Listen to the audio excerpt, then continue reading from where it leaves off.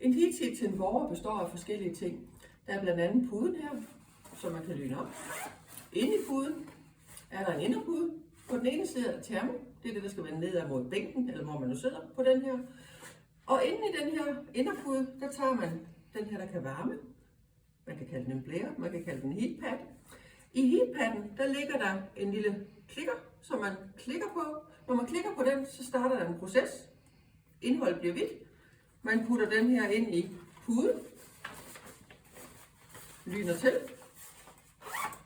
Og så er det, man kan sætte sig og holde sig varm på den. Derudover, så er der også en brugervejledning på flere forskellige sprog. Og der er en boiling bag.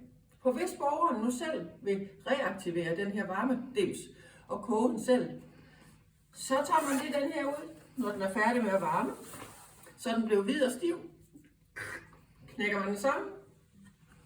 Putter den ned i boiling baggen. Årsagen til, at den skal koges i en boiling bag, det er fordi, at hvis plastikken rører direkte ved gryden, det har det ikke så godt af, så kan det smelte. Så derfor putter man det altid i en eller anden form for stof.